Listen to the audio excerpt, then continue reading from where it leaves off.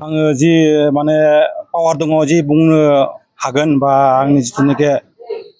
Exam बर्डनि थाखाय जिथुनाखि आङो बे नलबारि बा बटाबारि एरियायाव नलबारि पि स्कुलाव 3 बोसोर दिनै जाना थांबाय बेयाव खालि फाइन आरो लादोंमोन नाथाय आं देग्लाय बेयाव बे पानिसिलि जोंनि खाग्राबारि एरियाखौ जों लानानै नैबे नलबारि एल पि स्कुलावनो आङो हारिमुखौ लानाय जाबाय अर्थात मोसानाय मुसुरनाय दामनाय देनायखौ लाबाय दिनै बेयाव आङो लादों मडार्न डान्स आरो क्लासिकेल डान्स बेयाव मोजां रोखोमनि नैयाव एक्सुवेलि आंनि बे एग्जाम बर्डनि मुङा जाबाय गिबियावनो दंखायो Assam art and music society बेयाव बिनि आन्दाराव आङो मोन7 जायगायाव जेरै नावकाटा पेटागाव सिनिगाव नलबारि आरो दावराइझार महिलिपारा खैराबारि ओमफ्राय महिलिपारा खैराबारि ओमफ्राय सिनाकना खैराबारि बेयाव आं देग्लाय आर्टजोंनो लोगोसे बे डान्स स्कुलखौ सोनाय जादों बे डान्सआव एक्सुवेलि गिबि आंनि जिथुनाखि आंबो मिउजिक स्कुलनिनो जिथुनाखि आंबो बिखारत क्लासिकेल डान्सनि आरो मडार्ननि ओंखायनो आंनि बे नलबारि एरियायाव गायसननाय जादों दिनै गिदिर गिदिर आबसुनि दुलाराय खाग्रा आबसुनि बिथां आफादगिरि राजु बर' आरो बिथांजों फैनानै आलासिफोरखौ लानानै आं बेयाव बेखेवनानै दिनै बे स्कुलखौ गायसननाय जादों।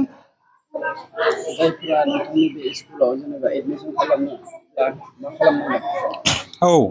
एडमिसन खालामनो हागौ एडमिसना थोंजोङै देग्लायनिफ्राय अफलाइन आरो अनलाइन लादों फर्म मोनसे वेबसाइट लादों आङो बिथांमोना न'आव थानानै फर्मखौ वेबसाइटआव खालामनो हागोन आरो लिंक खालामनो हागोन फर्मेट पेजआवबो नोंथांमोना फर्म लानानै एडमिसन खालामनो हागोन एडमिसन गिबि लाग्रोनांगोन एडमिसननि उनाव जोङो बेयाव मोननै जोङो बाहागो लादों मोसानाय क्लासिकेल डान्स अर्थात कथक डान्स आरो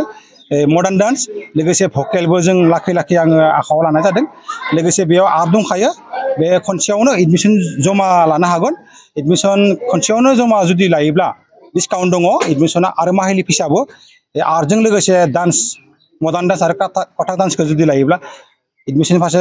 डिसकाउन्ट दङ आरो मान्थलि फिसाबो डिसकाउन्ट जागोन बर्थमान दिनै उद्बोधन दिनै मंगलबार 12 थारिखनि उननि गेजेराव अर्थात 18सा फरायसा फरायसुलि जुदि हारिमुआनो जा 18सानि उनाव जुदि 19 बा 20 30 जायोब्ला जोङो बर्थमान जोङो लागोन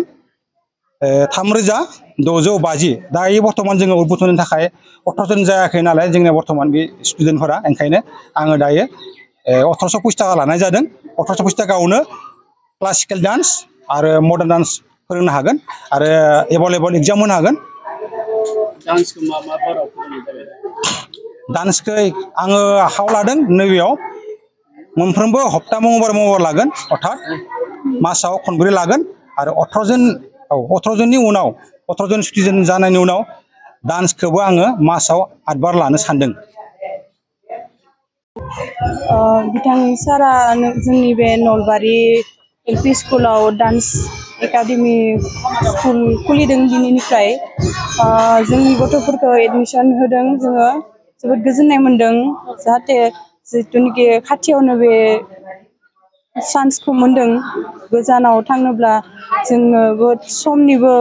उसुबिदा जायो खाथियावथ' बेबायदि स्कुल गैयानो डान्सनि नावकाटा खैराबारिफोराव दोङो बेफोराव लांनो जोंहा जोबोद समनिबो आंखाल जायो हारसिं मानसिफोरा समफोरखौ जों थोस्लाबनो हायियाव गोजानाव लांनो हाया बेनिखाय बिथां सारा बे जोंनि खाथियावनो बे एकाडेमिखौ खुलिनायनि थाखाय जोबोद गोजोननाय मोन्दों जोङो गथ'फोरखौ दिनैनिफ्राय बेयाव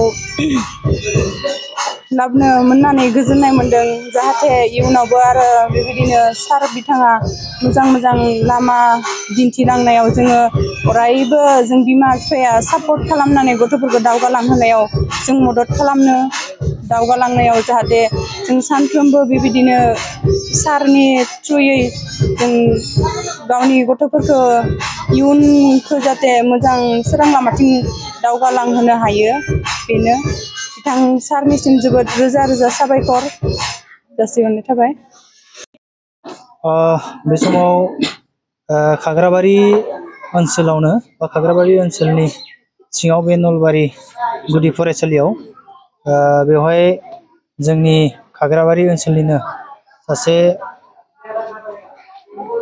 आर्ट एंड मिउजिक फोरोंगिरि खांख्राइमारि गामिनि खगेन बर' आरो बिथाङा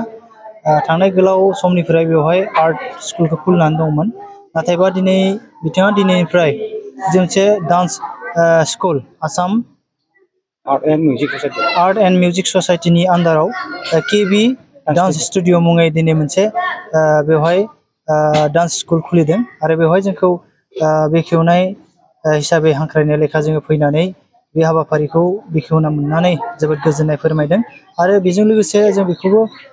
गोजोननाय फोरमायदों जे जोंनि ओनसोलाव बिदि मोनसे डान्स स्कुल जोंनि ओनसोलाव गैया दायो जों सानो बे स्कुलनि गेजेरजों जोंनि ओनसोलावबो थानाय उन्दै उन्दै जि फरायसा बा खुदियाफोर दङ बिथांमोनाबो गोबां माने मोसानो मुसुरनो लुबैनाय थायो नाथायबा जोंनि ओनसोलाव बिदि स्कुल बा फरायसालि गैयैनि थाखाय जोंनि गार्जेन बिथांमोनाबो बेबायदि मोनसे सुबिदा मोनैलाय गथ'फोरखौ बिदि फोरोंनायनि बेबस्था गैयैलाय होनो हायाखैमोन नाथाय दिनैनिफ्राय जि मोनसे केबि डान्स स्टुडिअ मुङै बिथाङा बे नलबारि किसान बस्ति एलपि स्कुलाव दिनैनिफ्राय जागायबाय आरो बेवहाय दिनै जागायनायावनो माखासे फरायसा बेवहाय बा गथ'फोरा बेवहाय बाहागो लादों आरो फैबाय थानाय समाव माखासे गोदान गोदान गथ'फोरा बेवहाय एडमिसन लानानै जि डान्स सोलोंनो बिथांमोना खाबु मोनगोन आरो बिथांमोननो बेवहाय हिप हप आरो क्लासिकेल डान्स फोरोंनाय जागोन होननानै बेयो जोंनि थाखाय खोब मोजां जोंनि बयबो माने गथ'फोरा गावबा गाव जि रोंगौथि दङ बा गावबा गाव जि लाइनाव थांनाय बे जों उन्दैनिफ्रायनो जोङो बिथांमोनखौ लांनांगोन आरो बेयो बे हिसाबै जोंहा जि मोसानाय मुसुरनाय बेबो मोनसे जोंनि जिउ राहा दानायनि मोनसे लामा आरो बे हिसाबै बेखौ मोनसे मोजां जोंनि थाखाय जोंनि ओनसोलनि थाखाय मोजां मोनसे खौरां आरो बेवहाय जोंनि ओनसोलनि गार्जेन बिथांमोनाबो हयथ' लाब जागोन मानोना खोब गोजानाव थांनो गोनां जायोब्ला माखासे जोंनि सुबिदाफोरा गैया जायो नाथाय दिनै न' सेरावनो जोङो बे मोनसे सुबिदाखौ मोनदों आरो बेवहाय जोंनि ओनसोलनि गार्जेन बिथांमोना लाबोनानै गाव गावनि गथ' गथायखौ जि आर्ट आरो मोसानाय मुसुरनाय आर्ट खालामनाय बेखौ बेवहाय फोरोंङो होननानै आङो आसा फारियो আমিতো খুবেই সুখী হৈছোঁ যেহেতু আমাৰ এইটো অঞ্চলটো খুবেই পিছপৰা সেইকাৰণে আমি ছাৰক ধন্যবাদ জনাইছোঁ গাঁৱৰ হৈ আৰু যেহেতু আমাৰ আজি উদ্বোধক হিচাপে নিখিল বড়ো ছাত্ৰ সন্থাৰ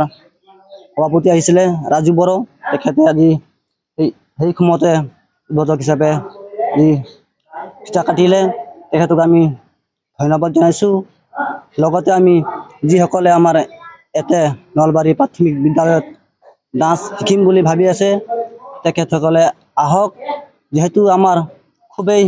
ওচৰত আছে আৰু লগতে পিছপৰা অঞ্চল যেহেতু আমাৰ ইয়াতে বহুতো অঞ্চল আছে খাগৰাবাৰী হওক বটাবাৰী পানীখিলি ৰান্দিংপাৰা এনেকুৱা বহুতো অঞ্চল আছে আহক ইয়াতে যেহেতু ইয়াতে কেবি ডান্স একাডেমি স্কুল খুলিছে লগতে আৰু আৰ্টছৰো খুলিছে যেহেতু আমি গম পাইছোঁ যেহেতু মঙ্গলবাৰ ইয়াতে ডান্স শিকাব লগতে আমি গাঁও হৈ ছাৰক আমি ধন্যবাদ জনাইছোঁ যেহেতু আমাৰ এই অঞ্চলখন খুবেই পিছপৰা কাৰণে আমি ছাৰক এই ডান্স একাডেমি দিয়াৰ কাৰণে খুবেই আনন্দ পাইছোঁ লগতে গাৰ্জেনসকলক ক'বলৈ খুজিছোঁ যাতে আপোনালোকৰ ল'ৰা ছোৱালীক পঠাওক যেহেতু ডান্স শিকিলেহে আমাৰ ল'ৰা ছোৱালীয়ে ভাল এটা পৰ্যায় পাব বুলি মই আশা কৰিছোঁ।